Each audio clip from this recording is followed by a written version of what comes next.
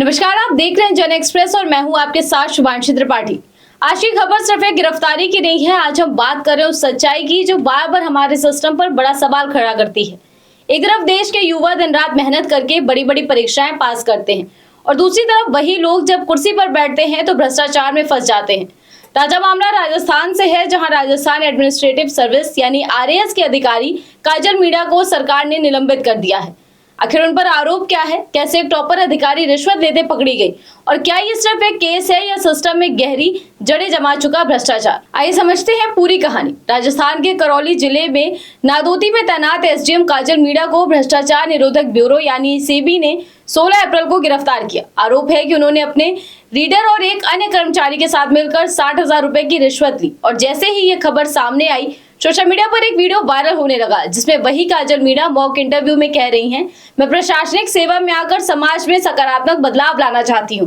अब सवाल उठता है कि क्या ये सिर्फ बातें थी या कुर्सी मिलते ही उनके इरादे बदल गए? काजल मीणा कोई आम अधिकारी नहीं थी, वो आरएएस 2024 बैच की टॉपर थी। आईआईटी मंडी से इंजीनियरिंग कर चुकी थी और इससे पहले केंद्र सरकार के बड़े विभागों में काम कर चुकी थी। यानी पढ़ाई में तेज, करियर में शानदार, लेकिन अब भ्रष्टाचार के आरोप में गिरफ्तार। यही बात इस मामले को और भी ज्यादा गंभीर बना देती है। लेकिन ये पहली बार नहीं है। अभी हाल ही में फिरोजाबाद के एक अधिकारी राखी का मामला सामने आया था, जहां आरोप था कि उन्होंने आईफोन रिश्वत में लिया और जमीन से जुड़े मामलों में फ्रॉड भी किया। अब 2 दिन के अंदर दूसरा बड़ा मामला सामने आया है, पहले राखी और अब काजल मीणा का। इसी पर सवाल ये उठता है कि क्या सिस्टम में ईमानदारी अब सिर्फ इंटरव्यू और भाषणों तक ही सीमित रह गई है?